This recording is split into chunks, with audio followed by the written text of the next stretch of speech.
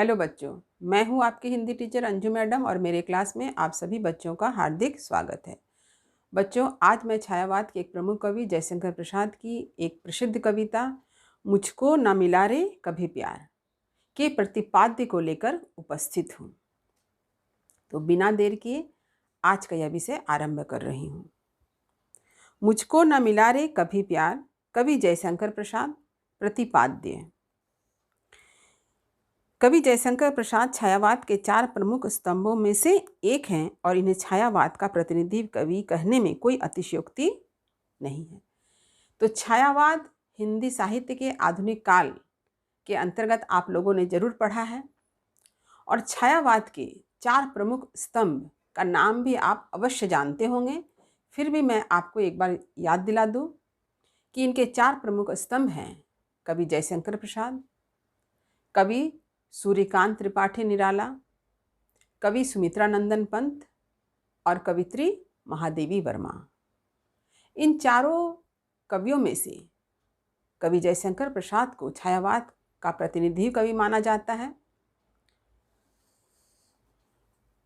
तो इनकी कविता है मुझको न मिला रे कभी प्यार और यह कविता उनके लहर काव्य संग्रह में संकलित है। तो मैं आप लोगों को बता दूं कि हमेशा की तरह मैं हर बात को आपके सामने लिखकर प्रस्तुत कर रही हूं। तो आप खूब ध्यान से सुनिए और वीडियो के अंत में हर बात को स्वयं से लिखने की चेष्टा भी अवश्य कीजिए। यह कविता प्रेम पर लिखी गई कविता है, जिसमें एक प्रेमी हृदय के अपने मन की व्यथा को कवि ने प्रस्तुत किया है। तो यह कविता कैसी कविता है? प्रेम पर आधारित कविता है और एक प्रेमी हृदय के मन में जो व्यथा उठ रही है उसे कवि ने यहाँ पर प्रस्तुत किया है। एक प्रेमी हृदय अपनी मन की व्यथा पीड़ा को व्यक्त करते हुए कहता है कि वह जीवन भर सच्चे प्रेम यानी निस्वार्थ प्रेम को पाने की चाह में भटकता रहा, पर उसे कभी निस्वार्थ प्रेम की प्राप्ति नहीं हुई। जब कभी उसे ऐसा लगा कि वह प्रेम के नज़दीक है, तभी वहाँ उसे प्रेम का नहीं, वासना का रूप प्रकट दिखाई दिया। वह सच्चे प्रेम के लिए तड़पता है, व्यथित है। यानी कवि ने यहाँ पर जो चित्र प्रस्तुत किया है वह इस प्रकार से है कि एक प्रेमी हृदय संसार से निस्वार्थ प्रेम चाहता है, लेकिन उसे निस्वार्थ प्रेम की कहीं भी प्राप्ति नहीं होती है। जहाँ कहीं भी उसे लगता है कि प्रेम प्राप्त होगा और जब वह उसके समक्ष पहुँचता है तो वह देखता है कि वह भ्रम में है। वहाँ निस्वार्थ प्रेम नहीं है, वहाँ सिर्फ वासना ही दिखाई देती है। इतने बड़े संसार से उसे थोड़ी सी प्रेम भावना की भीख चाहिए, पर वह संसार द्वारा अपमानित कर भगा दिया जाता है।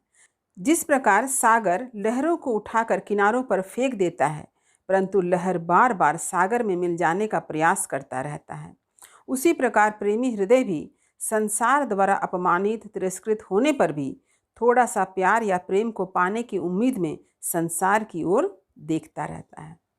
तो कवि जयशंकर प्रसाद जी ने इस कविता में सागर और लहर के उदाहरण के द्वारा इस बात को बतलाया है कि सागर में लहरें बार बार उठती हैं और लहरें कहाँ तक चली जाती? किनारे तक चली जाती है, जिसे कवि ने समझाया है कि मानो सागर लहर को उठाकर फेंक देता है, उसकी उपेक्षा करता है, उसे अपमानित करता है, लेकिन वह लहर किनारे तक जाकर सागर द्वारा किनारे तक फेंके जाने पर भी वह लहर क्या करता है? बार बार वापस सागर में मिलता है।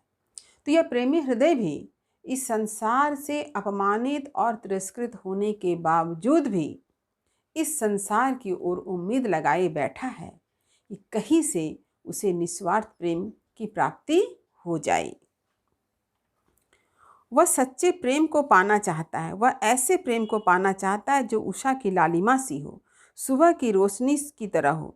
वह चंद्रमा के सदृश शीतल प्रेम को पाना चाहता है। वह प्रेम को पाने का प्रयास करता है परंतु असफल हो जाता है। यानी वह जो प्रेमी हृदय है, वह जिस प्रेम को पाना चाहता है वह एक प्रकृति कि प्रेम की भांति निश्चल प्रेम चाहता है, पवित्र प्रेम चाहता है, चंद्रमा की शीतलता की तरह प्रेम चाहता है, प्रातःकालीन उषा की लालिमा की तरह प्रेम को पाना चाहता है, परंतु हर बार वह असफल हो जाता है। इसका कारण यह है कि उनके निश्चल प्रेम के बदले उसे छल कपट, पीड़ा, कष्ट, घृणा, धोखा ही उसे मिला, और साथ ही उसने पाया मोह का बंधन। उसे इस बात का दुख रहा कि उसे इस जगत से कभी निश्चल प्रेम नहीं मिला। कवि ने वर्णन किया है इस कविता में कि वह प्रेमी हृदय हर बार संसार से निश्चल प्रेम पाना चाहता है, परंतु उसे इस संसार में निश्चल प्रेम के बदले उपेक्षा मिलती है, घृणा मिलती है, पीड़ा मिलती है, कष्ट मिलता है, व्यथा मिलती है, धोखा मिलता है, और इसके साथ ही साथ मिलता है माया मोह का बंधन। तो उस प्रेमी हृदय को इस बात का बहुत ही दुख है कि उसने संसार से कभी भी निस्वार्थ प्रेम को नहीं पाया। जीवन की इस परिस्थितियों से गुजरकर, इन कठिन राहों को पार करके ही उसे प्रेम का वास्तविक रूप का बोध हुआ। देखिए, जब वह प्रेमी हृदय इस तरह की विकट परिस्थितियों को पाता है, झेलता है, जीवन के कठिन राहों को पार करता है, तब जाकर वह प्रेम के वास्तविक स्वरूप को समझ पाता है। अंत में वह समझता है, उसे आत्मबोध होता है कि वह तो एक पागल है जो जगत से निश्चल निस्वार्थ प्रेम को मांगता फिरता है। प्रेम कोई मांगने की वस्तु नहीं है, यह तो देने की वस्तु है। प्रेम मांगा नहीं जाता है, प्रेम तो दिया जाता है। अंत में वह प्रेमी हृदय को आत्मबोध होता है, आत्मज्ञान होता है कि वह तो एक पागल है, वह तो एक सिरफिरा है, वह बेकार ही संसार से प्रेम मांगता फिर रहा है, जबकि प्रेम मांगा नहीं जाता, यह तो दिया जाता है, देने की वस्तु है। जब कोई संसार में प्रेम बांटता है, तब जाकर उसे भी संसार से प्रेम मिलता है। यानी जब कोई व्यक्ति दूसरों को प्रेम बांटता है, दूसरों को प्रेम देता है, तभी उसे दूसरों से प्रेम की प्राप्ति होती है। कहा गया है, त्याग बिना निष्प्राण प्रेम है, अर्थात प्रेम जो है त्याग के बिना प्राणहीन है। कबीरदास का एक उदाहरण भी इससे संबंधित है कि जहाँ उन्होंने कहा है कि कबीरा यह घर प्रेम का, खाला का घर नाही, शीश उतारे भुई धरे, सो बैठे घर माही। और उन्होंने यह भी कहा है कि प्रेम न बारी उपजे, प्रेम न हाट बिकाए। यानी प्रेम जो होता है उसकी खेती नहीं होती है और ना ही बाजार में बिकता है। तो प्रेम को पाने के लिए क्या करना होता है? समर्पण की आवश्यकता होती है, आपको समर्पित होना होता है। जैसा कि कबीरदास जी ने क्या कहा है, शीश उतारे भुई धरे, यानी आपको समर्पित होना होता है, तभी जाकर आपको प्रेम की प्राप्ति होती है।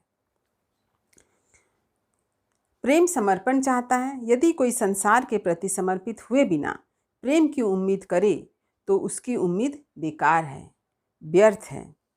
ऐसे बहुत से उदाहरण हैं जहाँ पर कुछ लोगों ने संसार में प्रेम बांटा है और संसार ने उसके प्रति अपना आभार प्रकट किया है और बदले में उन्हें भी अपना प्रेम दिया है।